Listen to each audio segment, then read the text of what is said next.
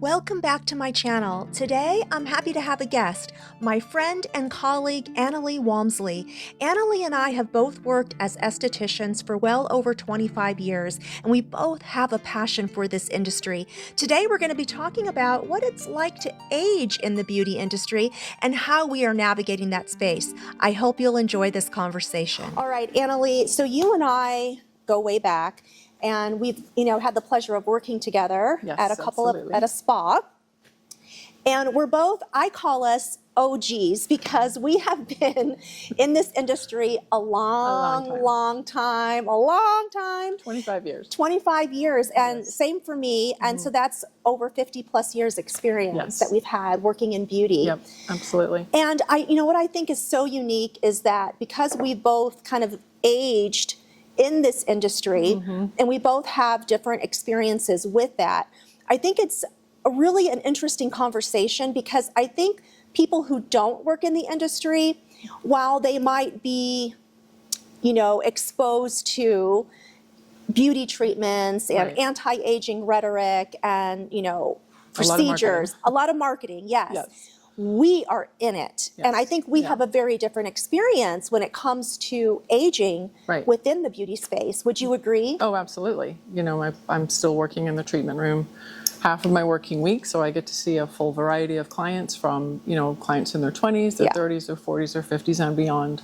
And aging is different for everyone, It is. And I think most women, would you agree, when they're, come into our treatment room and we ask them, what would you like to work on today? What is the number one thing? It's always aging. It's always aging. Fine lines. Or things that look like aging, or laxity in the skin. Yeah. Everyone's worried about that at every age. Exactly. Yeah. I find the same. And I think, for me personally, going through this journey of aging, because it is a journey, and I think it's different for everybody. Not everyone has the same experience or the same mindset about aging. And I think at one point, I personally was what I call like on that rat wheel of just trying to do everything I could to delay aging. Right. But as I shared with you, once I embraced my gray hair, I just kind of let go of a lot of that.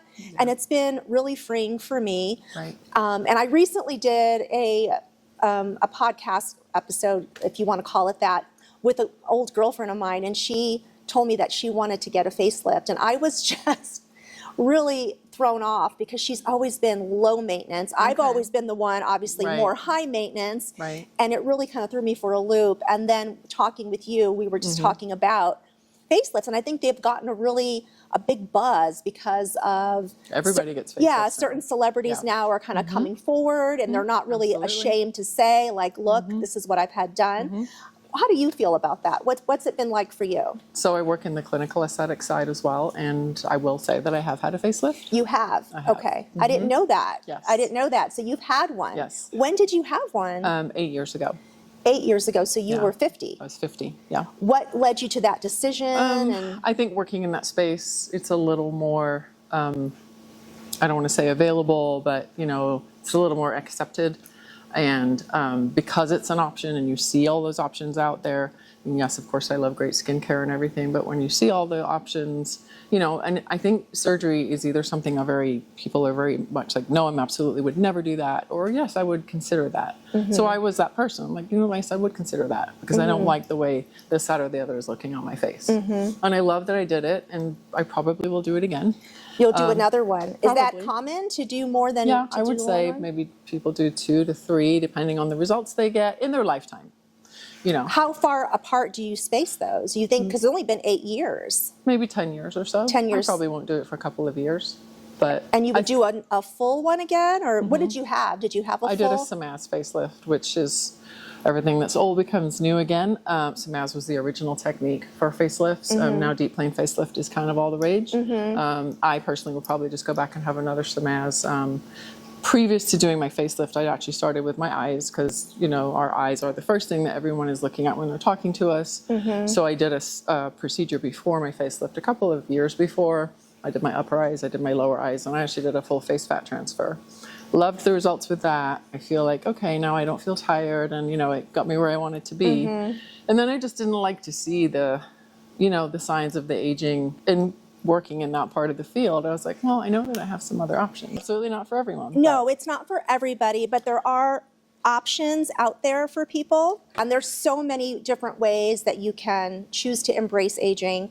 Of course, And one way is obviously with... And that's all the way on the extreme. There's the non-surgical options. There's the none of that. And then just using amazing skincare, of course. Using amazing really, skincare.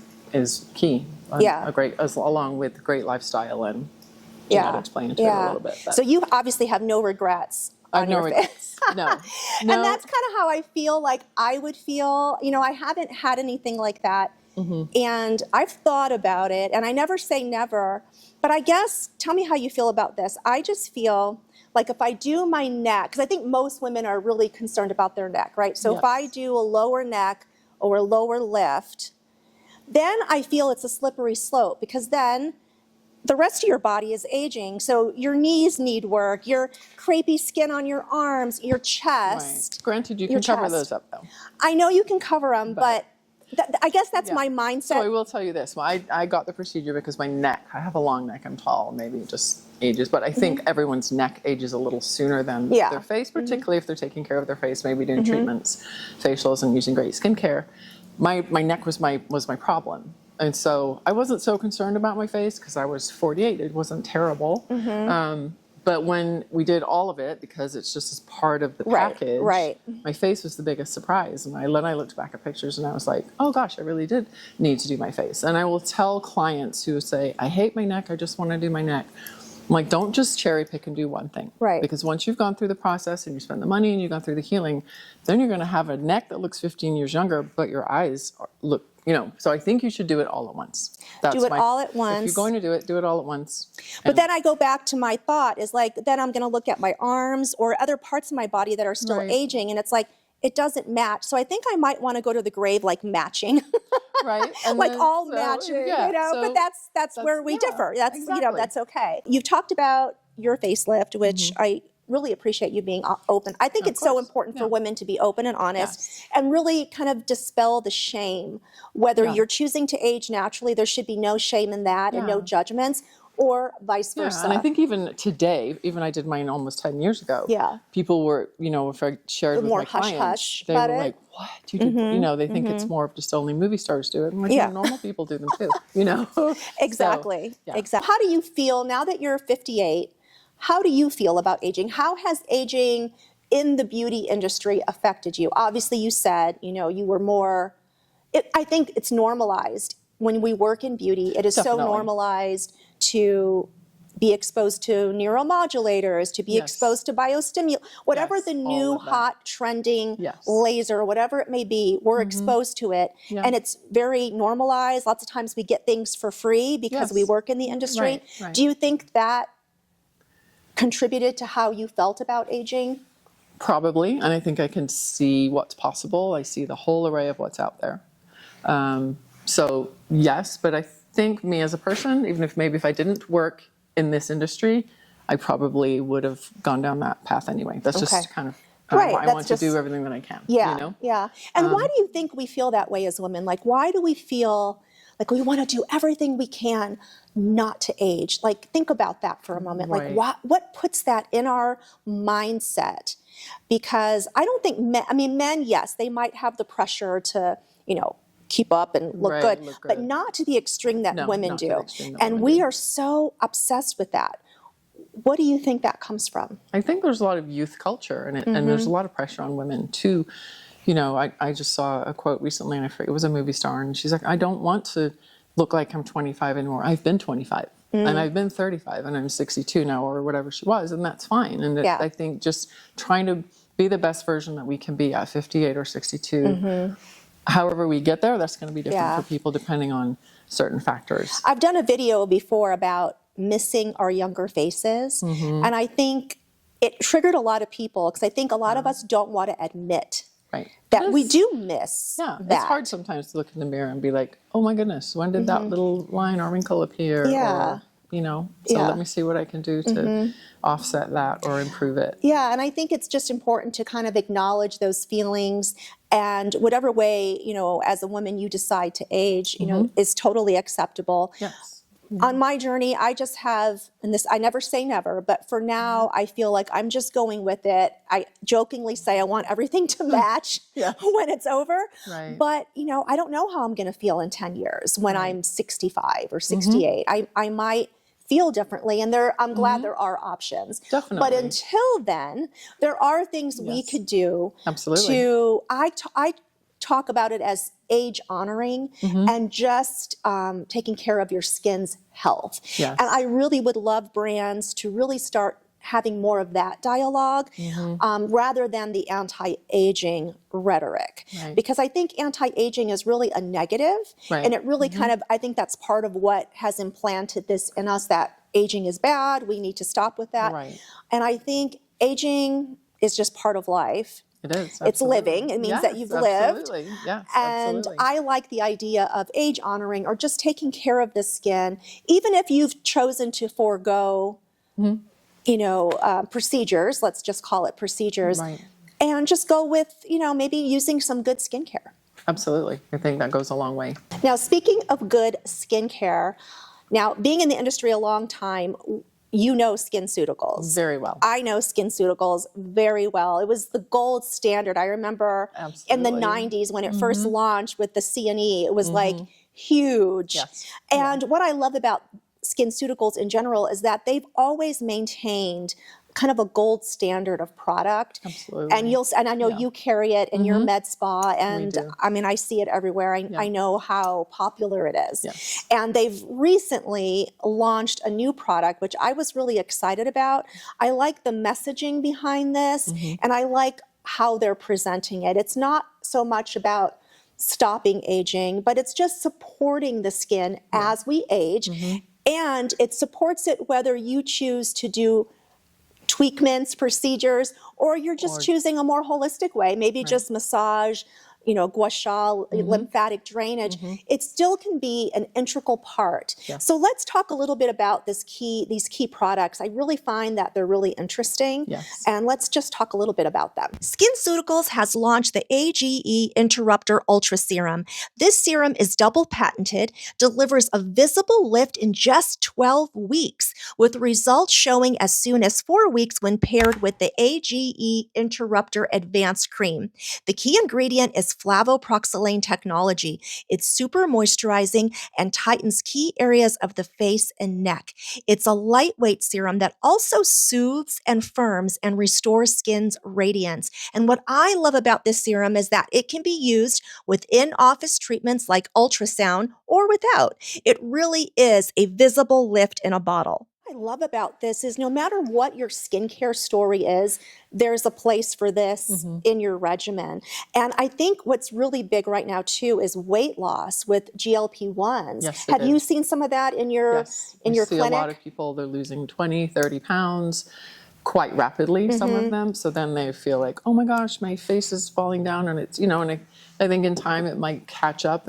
But I think something like this, it could be something that let's give you some lift right away. Right, as you're losing the weight. Yes. Yeah, this just feels, I love the way this feels. Oh, nice. I'm very excited for this serum. It's very lightweight, but it has, Very I don't know, nice. a very silky Super feel silky, to it. very hydrating. Very hydrating. That's what I've noticed since I've started using it. I just feel like it adds an extra boost to my regimen, and it can be used really with any of your other serum, doesn't it? I really think it's nice. I'd like to see what this feels like with that. Over Yeah, I feel that. This is like, this is so luxurious. Oh my goodness. I think it's one of their more luxurious creams, if you ask me. Yes. It's just a lovely, lovely product. Yeah, I'm very excited for this serum because I already love the eye cream. I know you're a big fan of the eye cream. You know, I'm an eye cream junkie. My bathroom probably looks like yours. I have lots of eye creams. It does. I can never have enough of SkinCeuticals though. As an esthetician, I think most estheticians will say they love SkinCeuticals for their practice, recommending it for their clients because the products really do what they've done their homework. They've done their due diligence. They've done their homework. And speaking of that, they did a study on the SkinCeuticals A.G.E. Interrupter Ultra Serum. That's a Serum, mouthful. yeah, right. They did, and it increased in 12 weeks. It increased with a visible lift of 18%, which I think is Wow. really That's nice. significant. 54% in increased smoothness and 16% in reduction of wrinkles. So I think that, you know, again, they do their research and everything is backed by, That feels fabulous. you know, their studies. Yes, that's and it's what I like. and it's double patented. Right. I mean, that's always really, really impressive in our industry, Yes, is to absolutely. have something that's a patented formula. As an esthetician, I really like to only partner with brands that I truly know and believe in. And they've done their homework. And they've done their homework. Absolutely. Like what, Yeah. how do you address that with your clients? Well, for when me, they come in? educating my clients is one of my favorite things to do, you know, no matter their age. And I can always tell if someone will come into my treatment room and they'll start talking about some super trendy, something that's trending on social media. And I'm like, it's a dead giveaway. Exactly. So, you know, I'm the same. I like to stick with the products that I know have done their research, have done their due diligence, they've done, you know, all their homework, and you know, we have some data on how these serums work and what they actually do. Yeah. Versus something that's just And a lot of happening. people don't realize that brands, it's a big investment for them to Huge do investment, true yes. clinical research, Yep. have the data. Yep. And something like SkinCeuticals with this serum that we've been discussing, to have a double patent Right. on the ingredient deck Right. is huge for me. Right, and I love SkinCeuticals. I've worked with them since 2008, so Yeah. I know when they come out with a new product, this product has been in the works for a long time. They've done their research and development on it, and I'm super excited about this. This complete line, lineup. I think, is great. Like I said, I think it speaks to anyone. It speaks to those that are doing treatments, you know, with clinicians in med spa, and it speaks to those that just don't want to go that route. But this gives the best of both worlds, Yes, I think. absolutely. Yeah. Whether they're doing treatments or not, let's put some products on that are actually going to And make a difference. do something. Yes. Yeah, absolutely. Yeah. I want to thank SkinCeuticals for collaborating with me on this video. And to learn more about the AGE Interrupter Ultra Serum, visit SkinCeuticals.com. And also be sure to let us know in the comments how you feel about aging.